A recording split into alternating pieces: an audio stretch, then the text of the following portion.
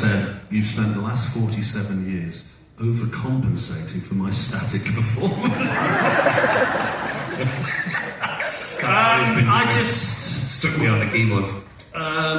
No, seriously, because when we first started, we were aware that people were going to say, "Oh, you know, synthesizer music, it's boring, you're just going to stand there doing robot impersonations." And so I wanted people to know, no, you can dance to this. But yeah, I did develop a fairly overcompensatory way. Iconic. It's iconic. That was the word I was looking for. So you like the chop chop chop thing? That's in dreaming usually, isn't it? And then I throw in an Ian Curtis mover. There you go. Thank you. Hi, looking forward to seeing you guys for the first time. Big fan. Oh, you're an OMD live virgin. I'd like to say we'll be gentle, but we won't. Well, they won't. Staying away from the bathrooms.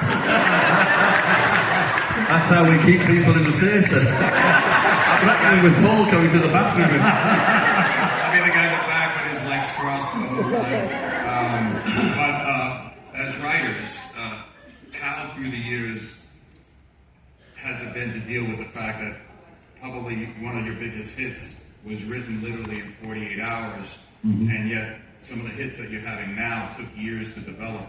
Like, was there ever a time that you guys looked at each other and said, wait a minute, we did this in 2 days, and why is this, you know, as a process? Yeah, it's a weird one because, you know, we do... I think we were under so much pressure because, you know, A&M Records had put all their eggs in one basket, that the song that was going to be released with Pretty in Pink was going to be, you know, the one that breaks us. And now we didn't have a song. So yeah, there was pressure there. But I think we just kind of got a bit lucky, really, because I think 9 times out of 10, when you're under that kind of pressure, you're right, shit, really. So I think we got lucky that we had that 1 time out of 10 that we actually wrote something that was half decent, you know. But, if we could do it on a more regular basis, we certainly would. We would, obviously. You know, and actually, one of the funniest things was people used to say, "Yeah, well, you know, your synthesizers write the songs, don't they?" So, we wish if that thing had a button that said "hit single," I would be doing that all day long. But no, I mean, it's. Some days you just get inspired and you get lucky. Maybe it is the pressure, maybe it isn't the pressure. Other songs take years and years to find that line. You'll start with a kernel of an idea, but you know that kernel of an idea is not a song. So you have to. The song has to last 3, 4, sometimes 5 minutes, and so you'll have maybe 2 minutes of it, a minute and a half. You just can't think of that bit that completes it. You know, so. Sometimes you just have to kind of wait for it to just pop into your head, and sometimes it will be the next day, sometimes it will be 6 months later. Or years, yeah. Or years. Yeah. Before we go, I just have one more funny story about If You Leave, because you mentioned it. When we went in the studio, we just laid down the backing track. Well, I've got 2 funny stories about If You Leave. We laid down the backing track, and then we were synchronising this thing called a Fairlight CMI computer.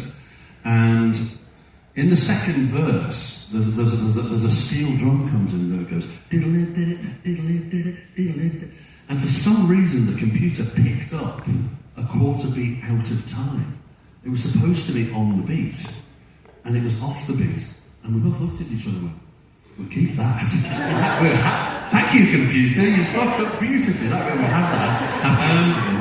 And then the other funny one was this. Hallelujah for it being before the digital days, when radio stations programmed to the second that song fades out. We delivered, the original version was over 5 minutes long. We just went on and on. But we wanted the end, you know, we wanted the, if you leave, you know, don't look back, all of that. But it was too long. It was too long. We cut it and we cut it. And we said to our manager, we said, "We cannot get it." He said, "It's got to be under 4 minutes or radio stations, they won't play it. You've got to just cut it, just whatever." So in the end we went, we can't do it. I said, right, what is it now? 4:25. Okay, fuck it. Right on the tape box, 4 minutes. And on the records it says 4 minutes. No video check! No, just after the cutting, it's